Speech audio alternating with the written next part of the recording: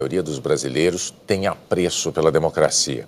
69% dos eleitores consideram o regime democrático a melhor forma de governo. É um recorde desde 1989, quando essa pesquisa começou a ser feita. Nesta segunda-feira, em que os eleitores brasileiros já sabem quem serão os candidatos a disputar a presidência da República em segundo turno, tanto Jair Bolsonaro quanto Fernando Haddad aceitaram o convite do Jornal Nacional para se pronunciar sobre controvérsias que surgiram durante as campanhas eleitorais dos dois e que envolvem exatamente o futuro da democracia brasileira. E os dois candidatos concordaram que a ordem em que falariam seria sorteada aqui e é o que nós vamos fazer agora. Vamos então sortear. Vou misturar bem aqui os dois papéis. O primeiro a falar é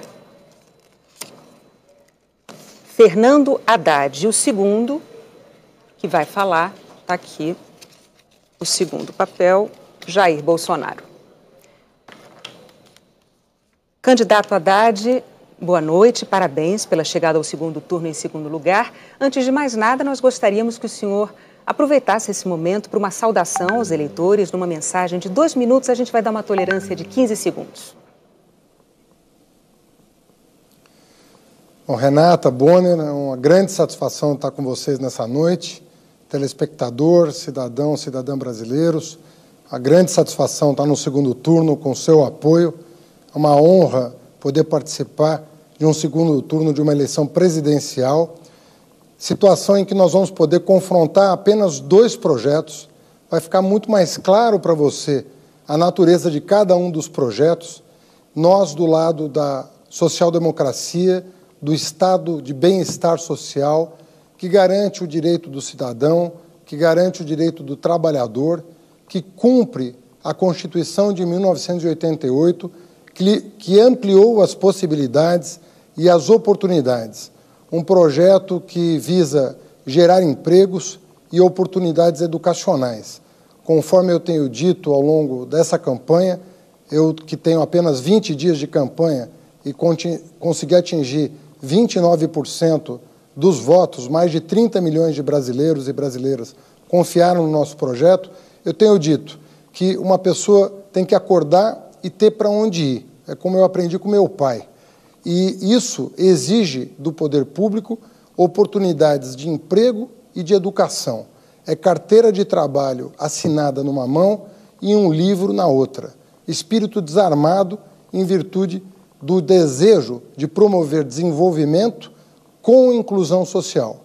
Nós não podemos pensar em outra natureza de desenvolvimento. Desenvolvimento para poucos não é desenvolvimento. A economia pode até crescer, mas ela não vai se estabelecer.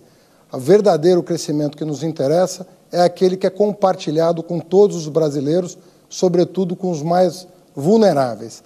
É esse projeto de Brasil que nós queremos defender nesse segundo turno e o faremos com muita responsabilidade e com muito respeito a você, eleitor, eleitora. Candidato, o seu programa de governo prevê a convocação de uma Assembleia Constituinte para mudar a Constituição brasileira, a chamada Constituição Cidadã, que é o que garante a nossa democracia e que acabou de completar apenas 30 anos. Juristas dizem que a nossa Constituição ela não permite a convocação de uma Constituinte, não há previsão para isso. Só há previsão de reforma por uma emenda constitucional e que precisa da aprovação de 3/5 dos deputados e dos senadores. E essas emendas, elas não podem mudar cláusulas pétreas. Essas não podem ser alteradas de jeito nenhum. Um outro ponto é que, 10 dias atrás, o ex-presidente do PT, José Dirceu, disse ao jornal espanhol El País que não acreditava numa vitória eleitoral de Jair Bolsonaro e declarou o seguinte, abre aspas, dentro do país é uma questão de tempo para a gente tomar o poder.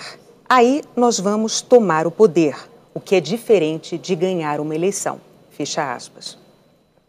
O que o senhor diria aos seus críticos que se preocupam com a democracia brasileira no caso do senhor se eleger presidente? Bom, em primeiro lugar, sobre a primeira pergunta, nós revimos o nosso posicionamento. Nós vamos fazer as reformas devidas por emenda constitucional. Quais delas? Em primeiro lugar, a reforma tributária. No Brasil, quem sustenta o Estado é o pobre, infelizmente. Quem paga mais imposto proporcionalmente à sua renda é o pobre. E os muito ricos não pagam absolutamente nada, pagam uma proporção muito pequena da sua renda. Essa reforma tributária será feita por emenda constitucional, que prevê, inclusive, a isenção de imposto de renda para quem ganha até 5 salários mínimos, uma proposta defendida por nós desde janeiro de 2018 e que contempla o nosso plano de governo. Segunda reforma importante é a reforma bancária. Não é possível continuar convivendo com essa concentração de bancos, com as taxas de juros que eles cobram do empresário que quer produzir e do consumidor que quer comprar no crediário. Se nós fizermos com que o juro baixe, o lucro do empresário sendo maior que o juro, as pessoas vão voltar a investir e vão voltar a contratar. E se nós diminuirmos os impostos da classe média e dos mais pobres, eles voltarão ao mercado de consumo e exigirão dos empresários que contratem força de trabalho para produzir mais. Essas duas medidas são essenciais para a retomada do crescimento e vão ter que ser feitas por emenda constitucional. A terceira emenda constitucional importante é o fim do congelamento de gastos que afetou drasticamente o investimento. Sobre a segunda pergunta, o ex-ministro não participa da minha campanha, não participará do meu governo e eu discordo da formulação dessa frase. Para mim, a democracia está sempre em primeiro lugar. Candidato, o senhor tem mais 30 segundos para se despedir. Eu queria agradecer, Renata Bonner, a oportunidade de reiniciar esse segundo turno na presença de vocês, podendo conversar com o eleitor, com a eleitora, e pedindo a todos que acompanhem essas 3 semanas. O futuro do país está em jogo, o futuro da democracia está em jogo, o futuro dos seus direitos sociais e trabalhistas está em jogo. E nós queremos, respeitosamente, pedir a sua compreensão, o seu apoio, a sua atenção, para que você vote conscientemente. Muito obrigado.